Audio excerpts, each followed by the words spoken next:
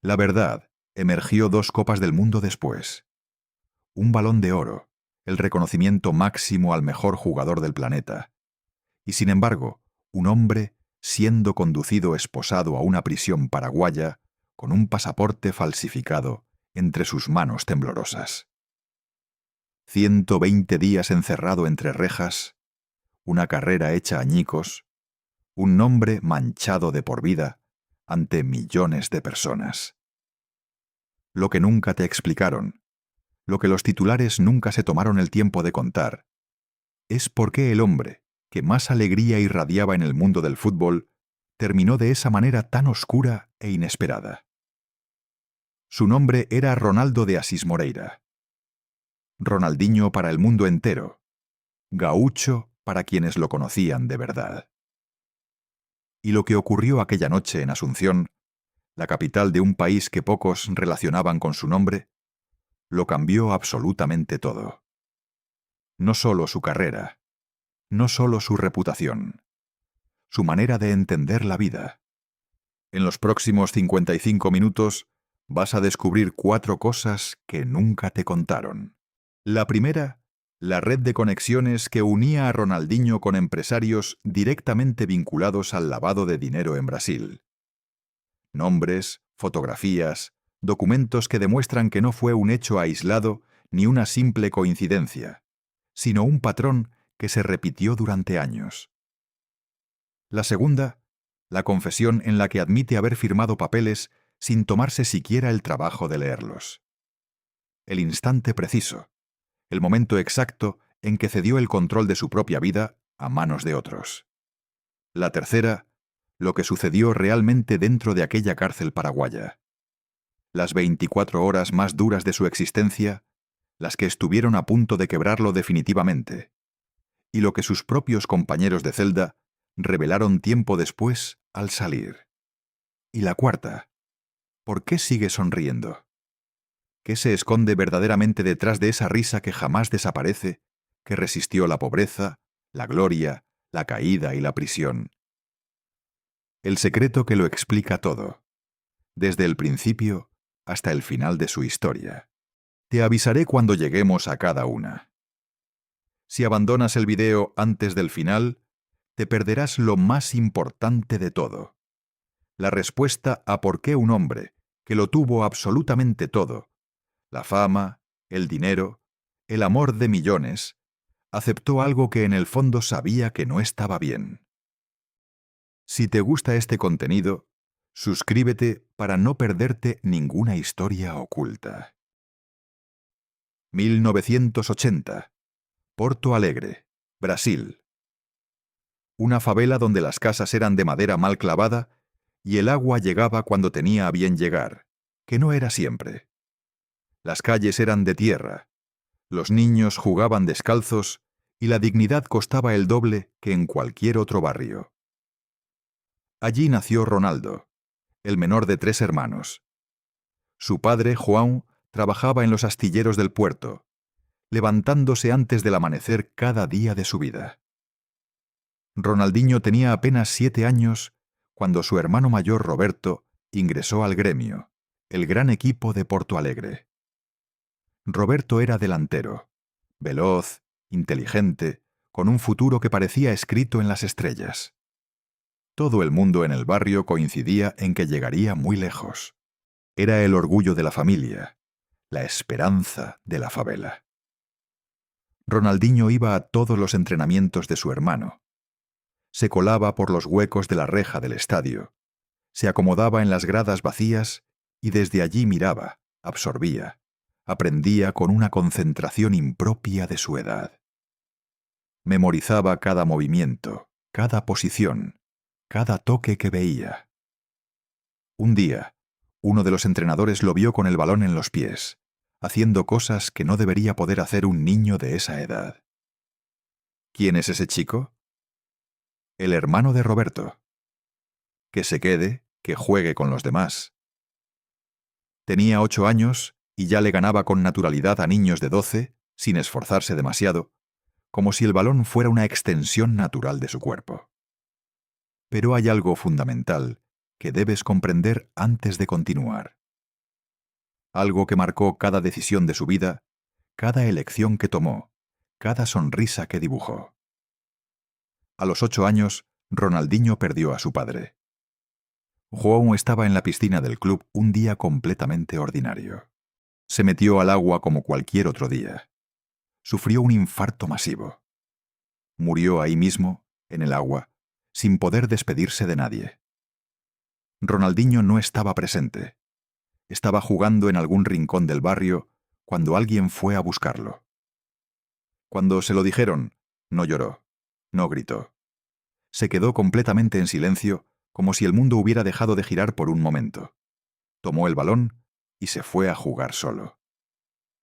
Nunca lo vi llorar, confesó años después su madre, Miguelina, con la voz quebrada. Lloraba por dentro, estoy segura. Pero hacia afuera siempre mostraba una sonrisa. Grábate eso. Esa sonrisa que nunca desaparece, esa sonrisa que el mundo entero llegó a reconocer, va a acompañarlo absolutamente toda la vida, en los momentos más brillantes y en los más oscuros. Con el padre muerto, la familia quedó en una situación económica muy precaria, más de lo que ya estaban. Miguelina trabajaba como enfermera, haciendo turnos dobles cuando podía. Roberto jugaba en el Gremio, pero en las categorías juveniles todavía no ganaba lo suficiente para que se notara en la mesa. Ronaldinho continuaba en las categorías inferiores, entrenando cada día con la misma intensidad silenciosa de siempre. Comían arroz, frijoles, lo que hubiera disponible ese día. Y el niño seguía jugando. Y seguía sonriendo. Siempre sonriendo. A los 13 años, Ronaldinho ya era una leyenda conocida en Porto Alegre. No en el fútbol profesional, todavía no. En las canchas de playa, en los torneos de futsal que se armaban en los barrios, 5 contra 5, cancha reducida, ritmo frenético, espacios pequeños donde el que tenía más habilidad individual era el rey. Ahí fue donde Ronaldinho construyó todo su arsenal técnico, donde pulió cada herramienta que luego deslumbraría al mundo entero. Los regates imposibles que nadie anticipaba, las fintas que dejaban a 2 o 3 rivales sentados en el suelo sin saber cómo, el control exquisito del balón en situaciones de presión extrema. Todo, absolutamente todo, nació del futsal en las calles de Porto Alegre. Existe un video de cuando tenía 14 años, jugando en un torneo local. Los periodistas deportivos de la ciudad ya empezaban a hablar de él con una mezcla de asombro y cierta incredulidad. El niño que juega sonriendo como si fuera un juego de patio. Mientras tanto, Roberto, el hermano que había llegado primero, el que iba a salvar a la familia, sufrió una lesión grave en la rodilla durante un entrenamiento. El diagnóstico fue devastador. Nunca volvió a ser el mismo jugador que había sido antes de ese día. Su carrera, tan prometedora, terminó antes de despegar del todo, antes de que el mundo pudiera ver lo que podría haber llegado a ser.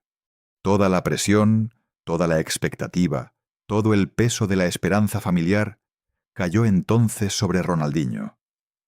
Ya no era el hermano de Roberto, el niño simpático que se colaba en los entrenamientos.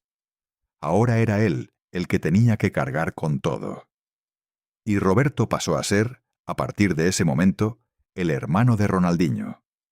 Con 15 años, el chico de la favela ya tenía el futuro de su familia sobre los hombros. A los 17, Ronaldinho debutó oficialmente en el primer equipo del Gremio. Era 1998. Un partido contra un equipo del interior, no el más importante de la temporada, pero el primero. Entró en el segundo tiempo, sin avisar a nadie de lo que estaba a punto de pasar. Primer toque, un caño limpio y perfecto a un defensor veterano de 30 años que no lo vio venir. Segundo toque, un pase dado completamente de espaldas al compañero, sin mirar, que dejó al delantero completamente solo frente al arco. Tercer toque, un gol de chilena que electrizó a todos los presentes en el estadio. Los hinchas enloquecieron. Los periodistas no encontraban las palabras adecuadas para describir lo que acababan de ver. Los ojeadores europeos que estaban en las tribunas esa tarde sacaron sus teléfonos y empezaron a hacer llamadas de inmediato. Pero Ronaldinho todavía vivía en la favela. Todavía su madre trabajaba de enfermera haciendo turnos nocturnos. Hasta que llegó la primera oferta formal. No de un club europeo, sino de un empresario brasileño que sabía exactamente cómo moverse en ese mundo. Se llamaba Luis Antonio de Jesús. Todo el mundo en el ambiente lo conocía simplemente como Gaucho. Un tipo con conexiones profundas y bien cultivadas en el mundo del fútbol brasileño. Representante de varios jugadores. Hombre de negocios con muchos contactos y pocas preguntas. Le planteó a Ronaldinho un trato aparentemente perfecto en su sencillez. Yo te llevo a Europa. Yo consigo los contratos. Tú solo juega. Ronaldinho tenía 18 años. Su madre le dijo con firmeza que leyera los papeles antes de poner su firma. Él respondió con la confianza absoluta de quien no ha aprendido todavía a desconfiar. Él sabe lo que hace, mamá. Él me va a ayudar. Y firmó sin leer una sola línea. Guarda bien ese momento en tu memoria. Lo vas a necesitar más adelante. Europa llegó en 2001. Paris Saint-Germain, Francia. El primer club grande de verdad. La primera prueba real. Ronaldinho llegó con 22 años, una maleta, una sonrisa que ya era su marca personal y un contrato repleto de cláusulas que no terminaba de entender del todo y que nadie se había tomado el tiempo de explicarle. En París se convirtió en estrella casi de inmediato. No tanto por los números, por los goles o las estadísticas, sino por la magia pura, por la capacidad casi sobrenatural de hacer cosas que ningún otro ser humano que calzara botines podía hacer. Regates con el talón que nadie anticipaba.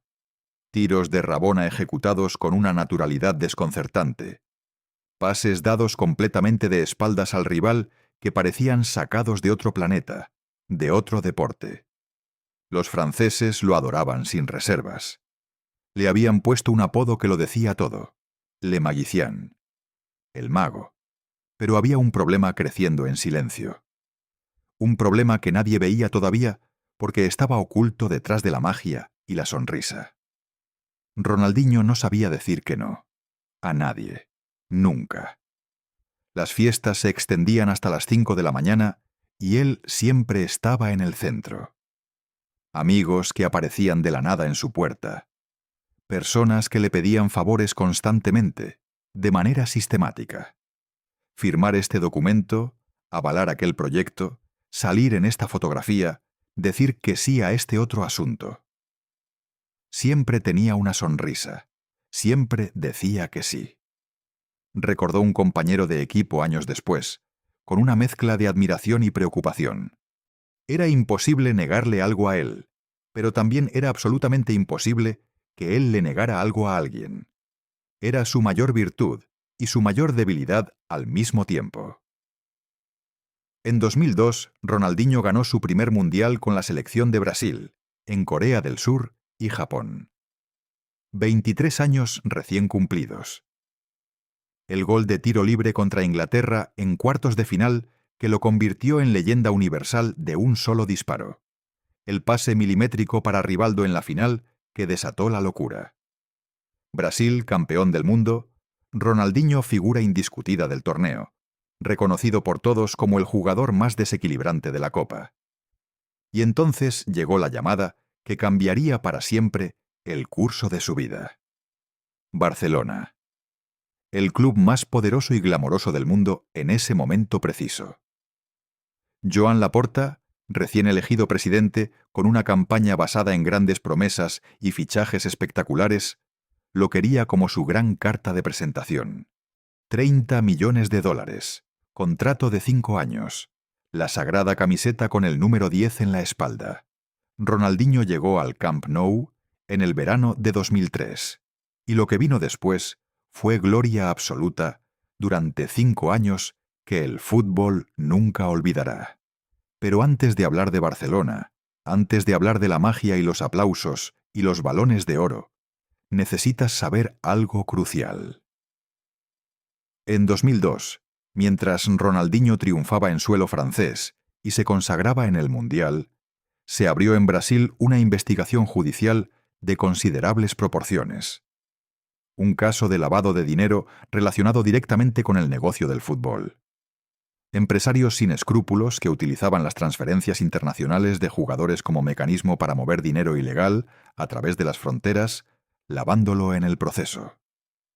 El nombre de uno de esos empresarios apareció en los documentos oficiales de la investigación.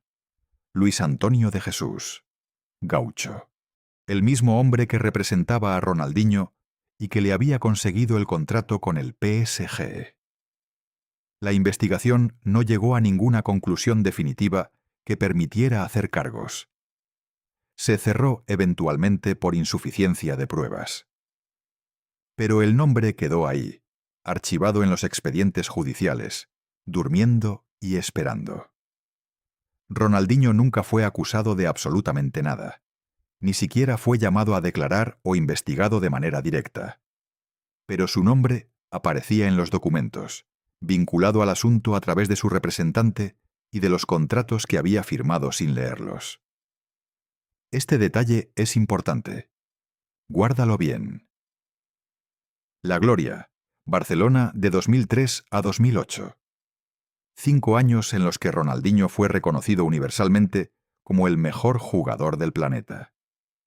No el más efectivo en términos estadísticos puros, no el que más goles convertía por partido, no el que más se esforzaba tácticamente. El mejor, el que hacía cosas que ningún otro ser humano en la historia del fútbol había podido hacer de esa manera, con esa naturalidad, con esa sonrisa permanente. El que conseguía que 90.000 personas se pusieran de pie simultáneamente, suspendiendo la respiración, solo para ver qué inventaría a continuación. El que convirtió el Camp Nou en un teatro de lo imposible. Esta es la primera revelación que te prometí al principio. La conexión entre Ronaldinho y empresarios vinculados al lavado de dinero. En 2004, en plena efervescencia de su gloria barcelonista, Ronaldinho firmó un contrato publicitario con una empresa brasileña de inversiones llamada BMG, una firma que ofrecía préstamos, servicios financieros y productos de crédito al consumidor. El acuerdo era millonario, $5 millones anuales, pagados solo por aparecer en comerciales de televisión y prestar su imagen. Parecía completamente normal desde cualquier ángulo que se mirara. Un jugador exitoso en el pico de su carrera, una empresa grande y establecida, un contrato atractivo.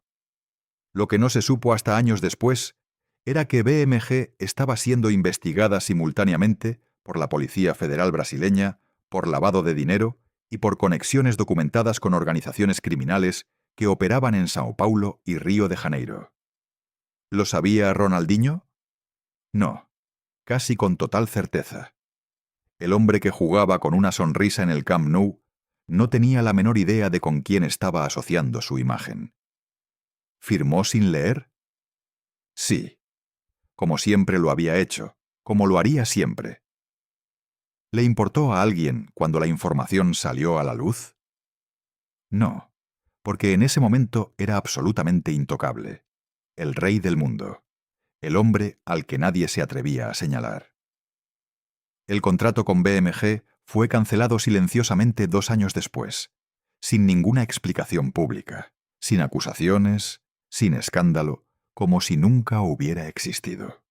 Pero el patrón ya estaba perfectamente claro para quien quisiera verlo. Ronaldinho confiaba ciegamente en la gente equivocada, firmaba lo que le ponían delante sin preguntar, y seguía sonriendo mientras el mundo giraba a su alrededor.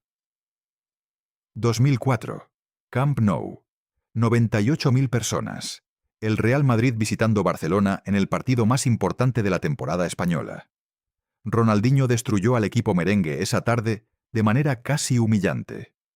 2 goles, 3 asistencias, regates que parecían diseñados específicamente para hacer quedar mal a los defensores más experimentados de España. Y entonces ocurrió algo que no había ocurrido antes, y que difícilmente ocurriría de nuevo. Los hinchas del Real Madrid, los aficionados del eterno rival, del adversario histórico e irreconciliable, se pusieron de pie en las gradas del estadio contrario y aplaudieron a Ronaldinho, con las manos en alto, como reconociendo a alguien que estaba más allá de las rivalidades y los colores. Piensa en eso detenidamente. Los seguidores del Madrid, fanáticos que llevan toda la vida odiando al Barcelona, levantándose para aplaudir a un jugador culé. Solo le ocurrió a Ronaldinho y a Maradona en toda la historia del fútbol. Nadie más ha logrado ese nivel de admiración transversal que supera cualquier lealtad de club. Ese año ganó su primer Balón de Oro, el mejor jugador del mundo, con 25 años de edad, la sonrisa más ancha y genuina de toda la ceremonia de entrega, eclipsando a todos los demás presentes. «Esto es por mi padre», dijo con el trofeo entre las manos, mirando hacia algún punto indefinido del cielo. «Él me enseñó que el fútbol hay que jugarlo con alegría, no con miedo». Al año siguiente ganó otro Balón de Oro, 2 consecutivos, back to back, como decían los periódicos.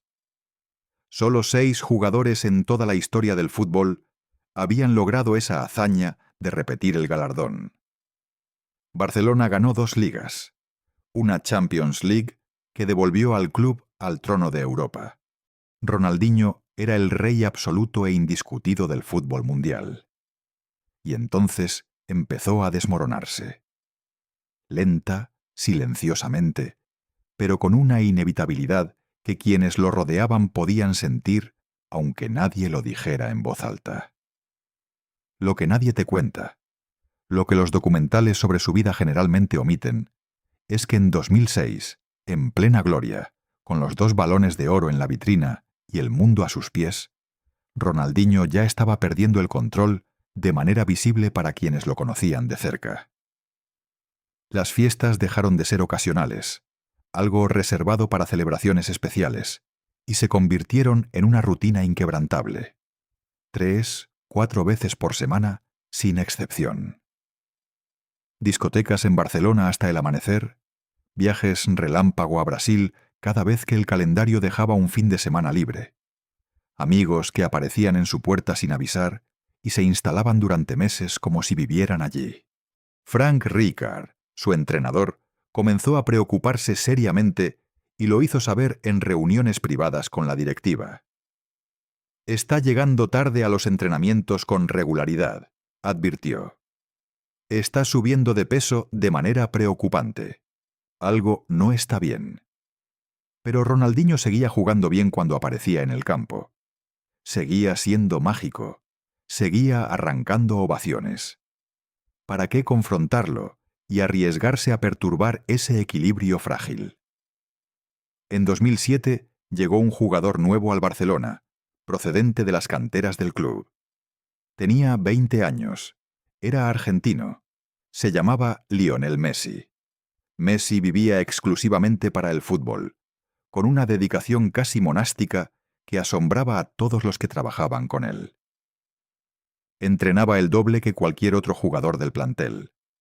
Comía de manera perfectamente controlada, sin excepciones ni concesiones. Dormía sus 8 horas invariablemente. No salía de fiesta, no tenía ningún tipo de vicio visible. No había en su vida nada que no fuera el fútbol. Ronaldinho era exactamente todo lo contrario en prácticamente cada aspecto. Y la diferencia entre ambos empezó a notarse en el campo, primero sutilmente y luego de manera imposible de ignorar. «Ronaldinho me enseñó todo sobre lo que significaba jugar en el Barcelona», dijo Messi años después, con genuino agradecimiento. «Me enseñó cómo tratar a la gente, cómo disfrutar del juego. Pero yo no podía vivir como él vivía. Nadie podría haberlo hecho y mantenido el nivel». En 2008, Pep Guardiola llegó al banquillo del Barcelona con ideas muy claras sobre el tipo de profesionalismo que quería instaurar. Su primera decisión importante fue llamar a Ronaldinho a su despacho para una conversación directa y sin rodeos. Necesitas tomar una decisión de una vez. O vives como un profesional de élite o te vas del club. No había término medio, no había negociación posible. Ronaldinho no discutió, no se enojó, no intentó defenderse. Sonrió. Entiendo perfectamente lo que me dices. 2 semanas después, el Barcelona lo vendió al AC Milan por $5 millones. Una cifra que representaba una pequeña fracción de lo que habían pagado por él 5 años atrás. Ronaldinho tenía 28 años. Todavía podía haber sido el mejor jugador del mundo si lo hubiera querido con la intensidad necesaria. Pero ya no estaba dispuesto a pagar ese precio. El problema fue que dejé de disfrutarlo de verdad, confesó Ronaldinho años después en una entrevista donde bajó la guardia. El fútbol se volvió una obligación, una rutina, un trabajo pesado. Y yo no juego por obligación. Nunca he jugado por obligación. Juego porque siento una alegría genuina cuando lo hago. Pero había algo más detrás de esas palabras. Algo que no dijo en esa entrevista y que explicaba parte de lo que había ocurrido. Ronaldinho estaba rodeado de personas que no le convenían en absoluto. Empresarios que le presentaban contratos para firmar, amigos que constantemente le pedían dinero sin devolverlo nunca, familiares que dependían económicamente de él para absolutamente todo. Y él no sabía decir que no. No podía. ¿No era parte de su naturaleza? Ronaldinho es una buena persona, declaró Zlatan Ibrahimović, quien compartió vestuario con él en Barcelona. Extraordinariamente buena persona. El problema es que cuando eres demasiado buena persona en este mundo, la gente inevitablemente se aprovecha de eso. Milan, de 2008 a 2011. 3 años en los que Ronaldinho hizo el intento sincero de recuperar la magia que había tenido, de volver a ser quien había sido. Hubo momentos brillantes, destellos genuinos de lo que una vez fue. Noches en San Siro donde el público se levantaba recordando por qué lo habían amado tanto. Pero ya no era el mismo jugador. Llegaba con sobrepeso al inicio de cada pretemporada. Faltaba a entrenamientos con una frecuencia que ponía a prueba la paciencia de los técnicos. Pedía permisos especiales para viajar a Brasil durante los recesos y regresaba en condiciones físicas notablemente peores de las que se había ido. En 2011, el Milan tomó la decisión de dejarlo marchar sin pedir ningún traspaso, sin cobrar un solo euro. Solo querían sacárselo de encima sin más complicaciones. Ronaldinho volvió a Brasil, donde todavía era amado como una deidad. Flamengo primero, Atlético Mineiro después, con escala en otros clubes en el camino. Ganó una Copa Libertadores con el Mineiro en 2013, a los 33 años, su último gran logro colectivo de envergadura. Una despedida hermosa, aunque incompleta. Pero ya no era el Ronaldinho de Barcelona que había hecho aplaudir al Madrid. Era una versión reducida, nostálgica, un recuerdo glorioso caminando todavía por las canchas de Sudamérica. En 2015, con 35 años ya cumplidos, se retiró del fútbol profesional sin ningún tipo de ceremonia. Sin despedida oficial, sin partido especial organizado en su honor, sin discurso ni lágrimas ante las cámaras. Simplemente dejó de jugar, como quien cierra una puerta sin hacer ruido. Y entonces comenzó la parte más oscura de su historia. La parte que absolutamente nadie esperaba. Esta es la segunda revelación que te prometí al principio. El momento preciso en que Ronaldinho perdió por completo el control de su propia vida y lo que vino después. 2015. Ronaldinho retirado del fútbol, sin equipo, sin la estructura que el deporte profesional le había dado durante décadas, sin la disciplina impuesta por los entrenamientos diarios, sin los partidos que le daban propósito y ritmo. y con aproximadamente 30 personas, dependiendo económicamente de él de manera directa. Su hermano Roberto era su mánager de facto y su sombra constante. Su madre Miguelina vivía en una mansión que él costeaba íntegramente. Tenía empleados de todo tipo en su nómina, guardaespaldas que lo acompañaban a todas partes, chóferes disponibles a cualquier hora, amigos de toda la vida que vivían en su casa y comían en su mesa, conocidos ocasionales que le pedían préstamos con la promesa de devolverlos que nunca se cumplía. Llegó un momento en que Ronaldinho genuinamente no sabía cuántas personas trabajaban para él en total. Confesó un abogado que lo asesoró durante esos años, hablando con un periodista de confianza. Firmaba cheques sin preguntar para qué eran exactamente, sin revisar los montos, sin pedir explicaciones. Confiaba en que quienes lo rodeaban estaban cuidando sus intereses. Entre 2015 y 2019, en apenas 4 años, Ronaldinho perdió prácticamente toda su fortuna, acumulada durante 2 décadas de la carrera más brillante del fútbol mundial.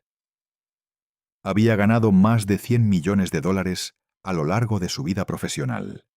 100 millones de dólares. Una cifra que parece imposible de dilapidar. A los 39 años, acumulaba deudas con el gobierno brasileño que superaban los 11 millones de dólares, exclusivamente en impuestos no pagados durante años. Las autoridades brasileñas tomaron medidas drásticas. Le confiscaron 57 propiedades en diferentes estados del país. Bloquearon todas sus cuentas bancarias sin excepción. Le retiraron el pasaporte por orden judicial. Ronaldinho no podía salir de Brasil. No podía viajar a ningún destino. No podía trabajar en el extranjero, donde todavía existían oportunidades para él. Y entonces, en ese momento de máxima vulnerabilidad, apareció alguien que decía tener exactamente la solución que necesitaba. Wilmondes Souza Lira, empresario brasileño con conexiones en Paraguay, conocido en ciertos círculos por su habilidad para resolver problemas difíciles con métodos poco convencionales. Le presentó a Ronaldinho un proyecto que sonaba completamente legítimo. Vamos a abrir una fundación para ayudar a niños en situación de vulnerabilidad en Asunción, le explicó. Necesitamos tu imagen, tu nombre, tu presencia. Te pagamos bien por eso. Y además, te ayudamos a resolver el problema del pasaporte para que puedas volver a moverte con libertad. Ronaldinho, desesperado por salir del encierro que le imponía la deuda, ansioso por trabajar y recuperar algo de lo perdido, dijo que sí sin demasiadas preguntas. Solo tienes que firmar aquí. Yo me encargo de todo lo demás. Tú no te preocupes por nada. Y Ronaldinho firmó sin leer. Como siempre, lo había hecho a lo largo de toda su vida, desde los 18 años. Lo que firmó era una solicitud formal de residencia paraguaya. Para obtenerla, necesitaba un pasaporte paraguayo que acreditara su proceso. Wilmondes se encargó de conseguirlo a través de sus propios canales. El pasaporte era falso. Los documentos que lo acompañaban eran falsos. Los sellos eran falsos. Todo era una falsificación cuidadosamente elaborada. Pero Ronaldinho no lo sabía, o prefirió no saberlo, o tomó la decisión consciente de no preguntar demasiado para no escuchar respuestas que no quería oír. Confié en las personas equivocadas, confesó meses después, con una voz muy diferente a la del hombre que siempre tenía una sonrisa lista. Firmé papeles sin leerlos. Ese fue mi error más grande. Ese fue su error, pero no sería el único ni el último. La caída. 4 de marzo de 2020. Aeropuerto Internacional Silvio Pettirossi, en las afueras de Asunción, capital de Paraguay. Una tarde que comenzó, como cualquier otra, para los funcionarios de migración. Ronaldinho y su hermano Roberto llegaron en un vuelo privado desde Sao Paulo, como 2 hombres de negocios que viajan para cerrar un proyecto. Pasaron por el control migratorio con paso tranquilo. Presentaron sus pasaportes paraguayos recién emitidos, con sus fotografías y todos los datos aparentemente en orden. El oficial de turno revisó los documentos con la rutina de siempre. Frunció el ceño. Volvió a mirar. Llamó a su supervisor en voz baja. Algo no cuadraba con lo que tenía delante. Los pasaportes tenían sellos de aspecto oficial, fotografías correctas, toda la información aparentemente legítima. Pero los números de serie no coincidían con ningún registro de la base de datos oficial. La conclusión era inevitable. Alguien había falsificado los documentos utilizando sellos robados de la propia Oficina de Migraciones paraguaya. Un funcionario corrupto que conocía exactamente cómo funcionaba el sistema desde adentro. Ronaldinho y Roberto fueron detenidos en el aeropuerto de inmediato. 3 horas de interrogatorio intenso, llamadas urgentes a Brasil buscando apoyo diplomático, llamadas angustiadas a abogados que corrían a buscar vuelos. No sabíamos que los documentos eran falsos, declararon ante los investigadores. Nos los entregaron así. Confiamos en que estaban en orden. La Fiscalía paraguaya no les creyó ni por un momento. Ustedes son personas de sobra inteligentes, con recursos económicos considerables y acceso a asesoramiento legal. No pueden pretender razonablemente que no sabían lo que estaban presentando. El 5 de marzo de 2020, Ronaldinho y Roberto fueron trasladados formalmente a la Agrupación Especializada de la Policía Nacional, una instalación de máxima seguridad ubicada en las afueras de Asunción. La noticia estalló simultáneamente en todos los medios del mundo como una bomba. Ronaldinho arrestado en Paraguay. La leyenda del fútbol enfrenta cargos criminales por uso de documentos falsificados. Nadie en ningún rincón del planeta podía creer lo que estaba leyendo. El hombre que había sido el mejor jugador del mundo. El que había ganado todo lo que había para ganar. El que hacía sonreír a las tribunas con solo tocar el balón. Encerrado en una prisión paraguaya junto a criminales de verdad. Y lo peor, con diferencia lo peor de todo, todavía no había llegado. Esta es la tercera revelación que te prometí al principio. Lo que ocurrió realmente dentro de esa cárcel. Lo que las cámaras no pudieron mostrar y lo que los testigos tardaron meses en contar. La agrupación especializada no es una cárcel ordinaria con presos comunes.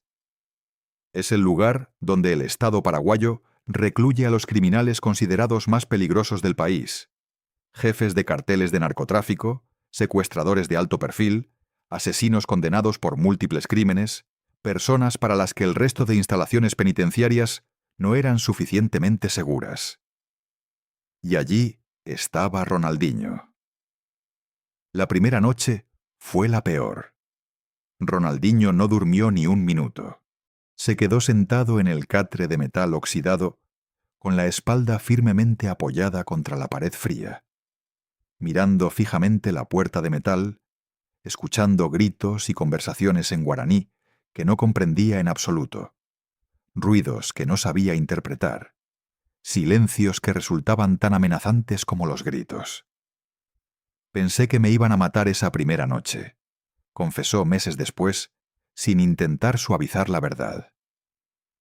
No sabía absolutamente qué iba a pasar con nosotros.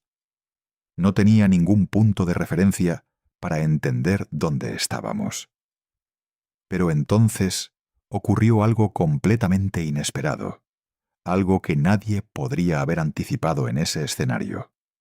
Los otros presos lo reconocieron, y en lugar de verlo como una presa fácil o como un blanco para demostrar algo, lo protegieron con una determinación que dejó atónitos a los propios guardias.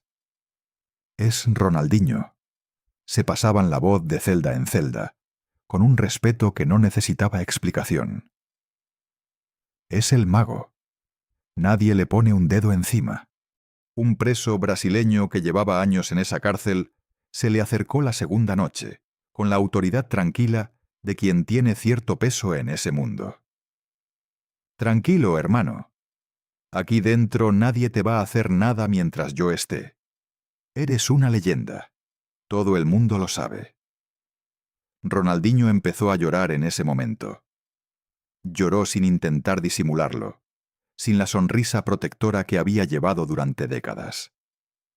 Por primera vez en su vida adulta, alguien veía al hombre verdadero que había detrás de la sonrisa, al niño de 8 años que había perdido a su padre y había decidido no volver a mostrar el dolor.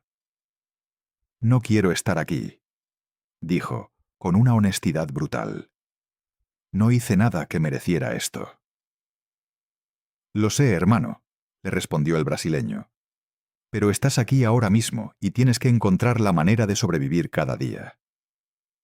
Las primeras 2 semanas fueron las de mayor dureza. Ronaldinho y Roberto compartían una celda minúscula, 6 metros cuadrados, donde debían coexistir 2 personas durante todo el día. Una litera de metal, un baño sin puerta que privaba de cualquier intimidad, olor constante y penetrante a humedad acumulada, y moho que impregnaba la ropa y el pelo. La comida que llegaba cada día era arroz, frijoles hervidos, un pedazo de carne de origen incierto que nadie se atrevía a identificar con precisión, agua que sabía intensamente a cloro. Nada más, ninguna concesión, ninguna excepción. Roberto vomitaba todos los días durante las primeras semanas, contó un guardia tiempo después. No podía retener nada, el cuerpo le rechazaba la comida, estaba físicamente destrozado. Ronaldinho lo obligaba con paciencia constante. «Tienes que comer aunque no puedas, hermano. Tienes que mantener las fuerzas. Tienes que aguantar». Los abogados trabajaban sin descanso, intentando conseguir su liberación por cualquier vía disponible. Lograron pagar una fianza de $1,500,000, una suma enorme, reunida con enormes dificultades. Las autoridades paraguayas la aceptaron, pero en lugar de liberarlos completamente, los trasladaron a un régimen de prisión domiciliaria en un hotel de Asunción, significativamente mejor que la cárcel en términos materiales, pero seguían siendo prisioneros del sistema. Días, semanas, meses enteros esperando en un limbo legal. Sin saber cuándo terminaría aquello, sin saber si terminaría. Y entonces Ronaldinho hizo algo que absolutamente nadie esperaba en esas circunstancias. Algo que solo él, con su naturaleza particular, podría haber concebido en ese contexto. Organizó un torneo de fútbol dentro de la cárcel mientras todavía estuvo allí. Un torneo real, con arcos, con equipos, con reglas. Narcotraficantes, asesinos y secuestradores jugando al fútbol contra Ronaldinho en el patio de la agrupación especializada. 2 equipos de 10 jugadores cada uno. Una cancha improvisada con lo que había disponible, los guardias ejerciendo de árbitros entre incrédulos, el resto de la población penitenciaria asistiendo como espectadores entregados y ruidosos. Ronaldinho jugaba con exactamente la misma sonrisa que había iluminado el Camp Nou y el Azteca. Hacía caños a presos de pies pesados. Intentaba rabonas que a veces salían y a veces no. Y se reía de sí mismo cuando fallaban. Los presos gritaban y celebraban como si estuvieran viendo el partido de sus vidas en el mejor estadio del mundo. Fue absolutamente lo más surrealista que he visto en 21 años de carrera en este trabajo, declaró un guardia veterano. Ronaldinho, el mejor jugador del mundo en su época, haciendo magia en el patio de una cárcel de máxima seguridad. El equipo de Ronaldinho ganó el torneo. El premio acordado fue un cerdo asado entero. Ronaldinho insistió en compartirlo con absolutamente todos los presentes sin excepción. Presos, guardias, personal de la cárcel, abogados que estaban de visita ese día. Esa es exactamente la clase de persona que es en realidad, dijo el preso brasileño tiempo después, cuando pudo hablar libremente. Podría haber estado completamente consumido por la amargura y la rabia, y hubiera sido perfectamente comprensible. pero eligió hacernos felices. Eligió convertir ese infierno en algo humano. ¿Por qué lo hizo? Porque Ronaldinho entiende algo que la mayoría de las personas nunca termina de comprender del todo, por más que lo lean en libros de autoayuda o escuchen en conferencias motivacionales. La felicidad genuina no viene de afuera. No depende de las circunstancias externas.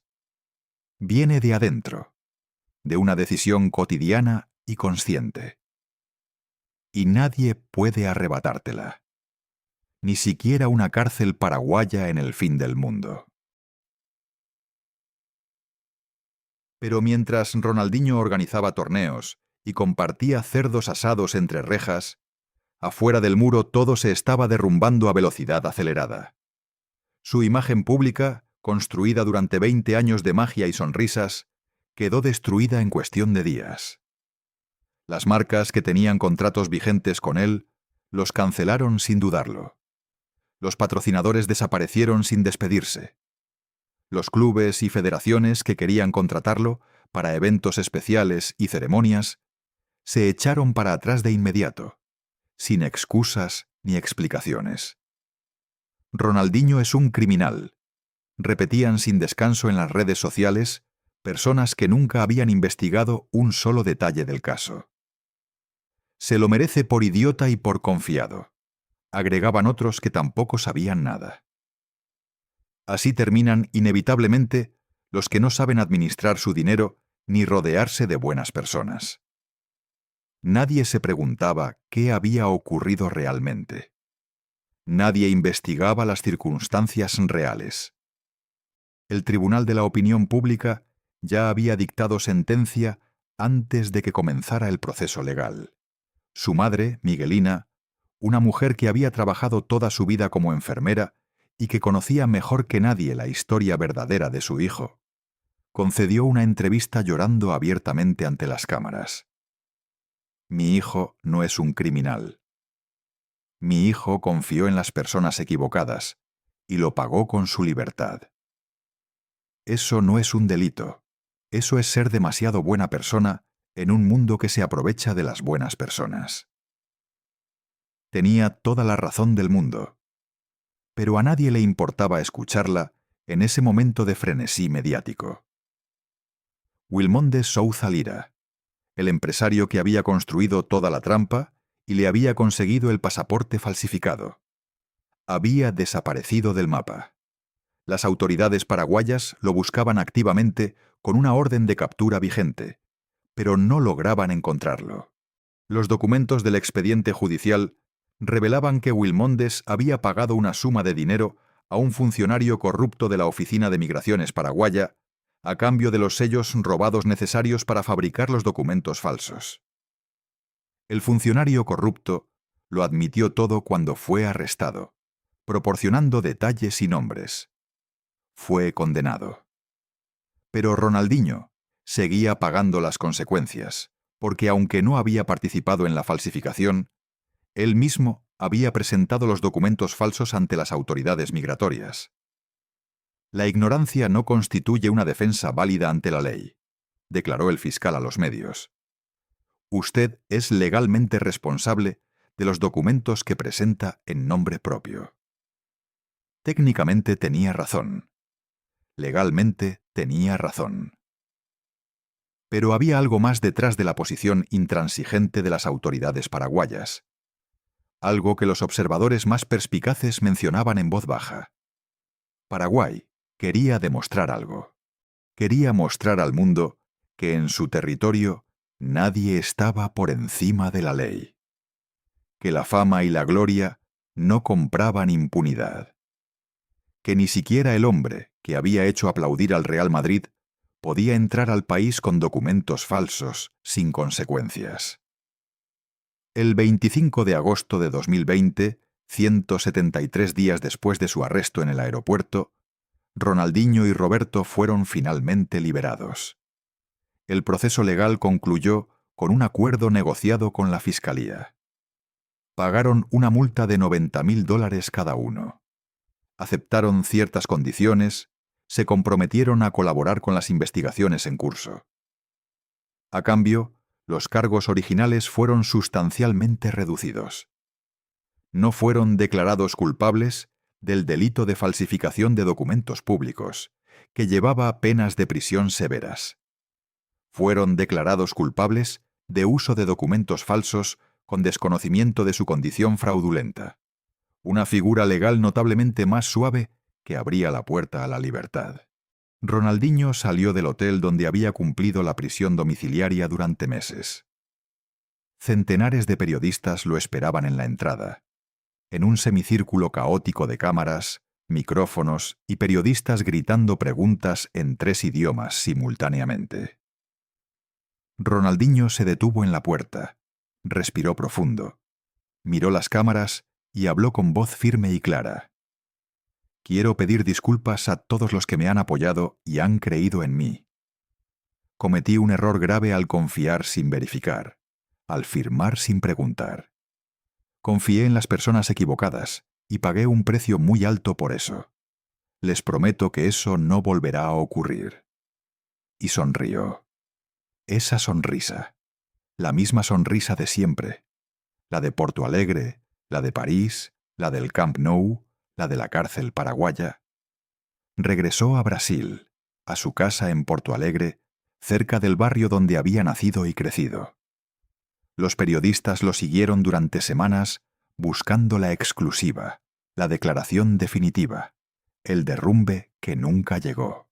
Ronaldinho no daba entrevistas, no hacía declaraciones, no alimentaba la polémica. Solo publicaba fotos en Instagram, jugando con amigos en la playa, comiendo con la familia, sonriendo en situaciones cotidianas. Es como si nada hubiera pasado, comentaban los periodistas deportivos con una mezcla de admiración e incomprensión. ¿Cómo puede estar tan tranquilo después de todo lo que vivió? ¿Cómo es posible que no haya cambiado? Porque Ronaldinho entiende algo que aprendió en 3 momentos distintos de su vida. Algo que aprendió a los 8 años cuando perdió a su padre. Algo que aprendió en las canchas de futsal de Porto Alegre. Algo que terminó de aprender en una celda de 6 metros cuadrados en Paraguay. La vida sigue siempre hacia adelante, con o sin tu permiso. Puedes amargarte y dejar que el pasado te consuma. O puedes seguir jugando con lo que tienes. Pero la verdad, como casi siempre, es considerablemente más compleja que eso. En 2021, Ronaldinho concedió una entrevista larga y profunda, una de las pocas en las que habló con honestidad real sobre todo lo ocurrido. Sin cámaras de grandes medios, sin publicistas controlando los mensajes, sin agenda comercial. Solo él y un periodista brasileño al que conocía y en quien confiaba desde hacía años. ¿Te arrepientes de algo de todo lo que ocurrió?, le preguntó el periodista. De muchas cosas, respondió Ronaldinho sin dudarlo. Me arrepiento de haber confiado sin preguntar, de haber firmado sin leer, de haber creído durante demasiado tiempo que la gente me quería y me cuidaba por lo que soy como persona, y no por lo que representaba en términos económicos y de imagen. ¿Me arrepiento de haber ido a Paraguay? No. Porque si no hubiera ido, si no hubiera pasado por todo eso, no hubiera aprendido lo que necesitaba aprender. ¿Y qué fue exactamente lo que aprendiste allí dentro? Que la libertad es lo único que importa de verdad cuando ya no la tienes. El dinero va y viene, la fama sube y baja. El reconocimiento puede aparecer y desaparecer en cuestión de días. Pero la libertad, cuando alguien te la quita, en ese momento exacto, entiendes que sin ella no eres absolutamente nada. El dinero va y viene. La había repetido durante toda su carrera como una especie de mantra personal. La decía cuando ganaba millones que llegaban por temporadas. La repetía cuando los perdía sin saber muy bien en qué. La mencionaba cuando ya no le importaba demasiado perderlos porque siempre llegaban más. Pero en aquella celda de Paraguay, entendió el segundo párrafo de esa frase. el que nunca había dicho antes. El dinero va y viene, pero hay cosas que no regresan una vez que se van. ¿Qué pasó finalmente con los 11 millones de deuda con el gobierno brasileño? Ronaldinho negoció un acuerdo de pago estructurado. Está cancelando en cuotas. Vendió propiedades que todavía le quedaban. Aceptó contratos publicitarios y de imagen que en su época de gloria hubiera rechazado sin pensarlo 2 veces. Comerciales de productos que antes no habría considerado. Eventos donde cobra por aparecer y estrechar manos. Apariciones en programas y plataformas. Ya no es el Ronaldinho que podía permitirse rechazar millones simplemente porque no le apetecía trabajar ese día. Es el Ronaldinho que necesita trabajar, que ha aprendido a valorar el trabajo. ¿Cambió? Las respuestas dependen completamente de a quién le preguntes. Sus amigos más cercanos y leales dicen que sí, que cambió en lo esencial. Ahora lee los contratos con detenimiento. Ahora hace preguntas antes de firmar cualquier cosa. Ahora desconfía por defecto hasta que se demuestre que la confianza está justificada. Otros, que lo conocen desde más atrás, dicen que no, que en el fondo sigue siendo el mismo de siempre. Demasiado generoso, demasiado confiado, demasiado incapaz de ver la maldad donde otros la ven de inmediato. Probablemente ambos grupos tienen razón y se complementan más que se contradicen. Existe una fotografía de Ronaldinho tomada dentro de la cárcel paraguaya. Una imagen que se filtró a los medios meses después de su liberación, sin que nadie reclamara su autoría. Está sentado en el patio de cemento, completamente solo, con el balón de fútbol entre las manos, la cabeza levantada, mirando al cielo. No está sonriendo. Es la única fotografía conocida de toda su vida adulta en la que no aparece sonriendo. La única en décadas de imágenes y videos y apariciones públicas. Esa fotografía te dice absolutamente todo lo que necesitas saber sobre lo que ocurrió realmente en Paraguay. No fue una anécdota pintoresca que con el tiempo se convirtió en una historia graciosa de contar. No fue un error menor y olvidable. Fue el momento en que Ronaldinho tocó fondo de verdad. El punto más bajo de una caída que había comenzado años atrás. El momento en que el hombre más feliz del fútbol, el que nunca dejaba de sonreír, entendió que su felicidad había tenido un precio que no había visto, porque nadie se lo había enseñado a calcular. Y que lo había estado pagando sin saberlo, sin darse cuenta, durante prácticamente toda su vida. El desenlace. Esta es la cuarta y última revelación que te prometí al principio. La respuesta definitiva a por qué Ronaldinho sigue sonriendo después de todo. 2024. Ronaldinho Gaúcho tiene 44 años. Vive entre Brasil, España y Estados Unidos, moviéndose con la libertad que tanto valoró cuando se la quitaron. Trabaja como embajador oficial de varias marcas internacionales. Aparece en eventos deportivos y sociales. Participa en partidos de fútbol amistoso y gala donde todavía deleita con su técnica y su gracia. Su situación financiera se recuperó de manera gradual pero consistente. No como en los años de Barcelona, no con la abundancia de los balones de oro, pero con la solidez y la tranquilidad que antes nunca había tenido tiempo de construir. Su madre, Miguelina, tiene 78 años bien llevados. Vive en Porto Alegre, en la ciudad donde toda la historia comenzó. Ronaldinho la visita cada mes sin excepción, como si quisiera compensar con presencia el tiempo que estuvo lejos o preso. Se sientan juntos en la cocina de siempre, toman café y hablan de la familia, de los recuerdos, de cómo fue todo. Roberto, su hermano, su compañero en el infierno paraguayo, trabaja junto a él. Ya no ocupa el rol de manager principal, porque Ronaldinho finalmente contrató a profesionales especializados que saben leer contratos y hacer preguntas difíciles. Pero Roberto está cerca, como ha estado siempre, como estará mientras vivan.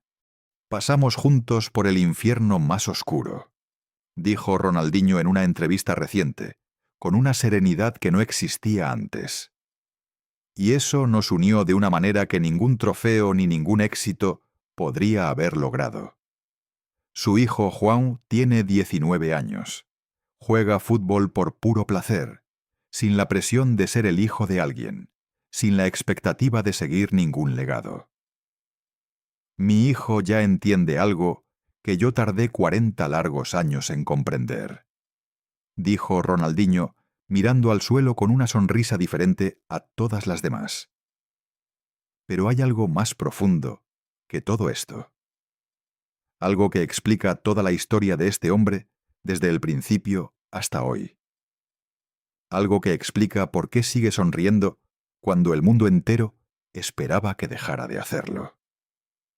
En 2022, Ronaldinho volvió a Paraguay. Sí, volvió voluntariamente, sin que nadie se lo exigiera, sin ninguna obligación legal o contractual que lo forzara, al mismo país donde había estado preso, al mismo lugar que le había quitado 6 meses de su vida y había destruido temporalmente su reputación. Fue invitado a participar en un evento benéfico organizado por una fundación que trabaja con niños en situación de calle en Asunción. Le ofrecieron una compensación económica razonable. Podría perfectamente haber dicho que no, con todas las razones del mundo a su favor. Podría haber enviado un representante a su nombre. No un solo ser humano en el mundo lo hubiera criticado por esa decisión. Pero fue en persona, en cuerpo y alma. Si la historia de Ronaldinho te enseñó algo que genuinamente no sabías antes de este video, si ahora entiendes de verdad por qué terminó en esa cárcel y cómo salió de ella siendo más él mismo que nunca, si ahora puedes ver con claridad al hombre que siempre estuvo detrás de la sonrisa más famosa del fútbol, entonces haz algo por mí. Dale like a este video, suscríbete al canal. No por mí, sino por él, para que su historia completa, la historia real y no solo los titulares de 3 líneas, llegue a más personas. Para que la próxima vez que alguien diga Ronaldinho, el criminal de Paraguay, alguien más que ha visto este video pueda responder: no, Ronaldinho, el humano, el más humano de todos. Si esta historia te sorprendió y te hizo pensar, déjame un like y suscríbete al canal para que no te pierdas ninguna de nuestras próximas historias sobre leyendas del deporte, sus grandezas y sus caídas, dentro y fuera del campo.